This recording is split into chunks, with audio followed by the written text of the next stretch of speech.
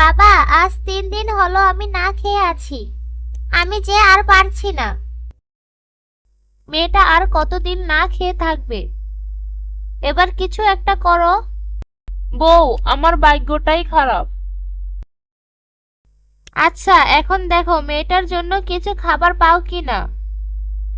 আচ্ছা ঠিক আছে, আমি দেখছি খাবারের জন্য কিছু পাই কিনা। আজ যদি খাবারের জন্য কিছু না পাও, তাহলে মেয়েটা না খেয়ে মারা যাবে। বউ, একথা বলো না। আজ আমি খাবারের জন্য কিছু নিয়ে আসব। আমি তো বললাম খাবারের জন্য কিছু নিয়ে যাব, কিন্তু আমার কাছে তো কোনো টাকা নেই। হে আল্লাহ, তুমি আমাকে কোনো পথ দেখাও। এমন সময় রমজান আলী দেখলো তার পাশে একটি পাখি পড়ে আছে। পাখিটার পা থেকে রক্ত পড়ছে। এ দেখে রমজান আলীর মনে দয়া হয়।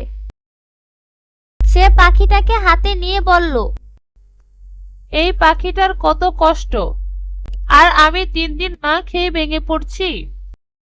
একথা বলে রমজান আলী তার গামছা দিয়ে পাখিটার পা বেঁধে দিল। যেই না পাখিটার পা বাঁধলো, সাথে সাথে পাখিটা সুস্থ হয়ে গেল। পাখিটা ছিল একটি জাদুর পাখি। সে রমজান আলীকে একটি জাদুর লাঠি দিল।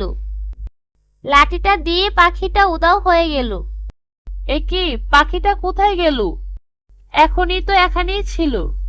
আর এই লাঠিটা দিয়ে আমি কি করব? যেই না রমজান আলী লাঠিটাকে সামনে আনলো,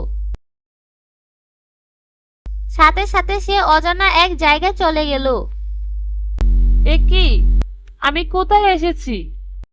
এখন আমি বাড়ি যাব কিভাবে? আমার বউ বাচ্চা না খেয়ে আছে। আজ যদি আমি খাবার নিয়ে না যাই, তাহলে তো তারা না খেয়ে মারা যাবে। রমজান আলী চারদিকে তাকিয়ে দেখলো তার পিছনে একটি গুহা। সে যখনই গুহায় প্রবেশ করলো, সে দেখলো চারদিকে সোনা হীরা দিয়ে সাজানো। এ কি, এখানে এত সোনা হীরা কে রেখেছে? একথা বলতে কোথা থেকে যেন এক আওয়াজ আসছে। রমজান আলী, এসব সোনা হীরা তোমার জন্য। যতদিন এই লাঠি তোমার কাছে আছে, ততদিন তুমি এখান থেকে যা মন চায় তাই নিতে পারবে। সেখান থেকে কিছু সোনা হীরা নিয়ে বাজারে বিক্রি করলো রমজান আলী। সেই সোনা হীরা বিক্রি করে রমজান আলী বাজার করে নিয়ে যায়। এ দেখে তার বউ বাচ্চা অনেক খুশি হয়। এত টাকা কোথায় পেয়েছো? রমজান আলী সব ঘটনা খুলে বলল। তাহলে আজ থেকে আমাদের সব অভাব দূর হয়ে গেল। হ্যাঁ বউ, আল্লাহ তাআলা আমাদের দিকে মুখ তুলে তাকাইছেন। তাই বলি, যখনই বিপদে পড়বে তখনই আল্লাহ তাআলাকে ডাকবে। আল্লাহ তাআলা কোনো না কোনো ব্যবস্থা করবেন।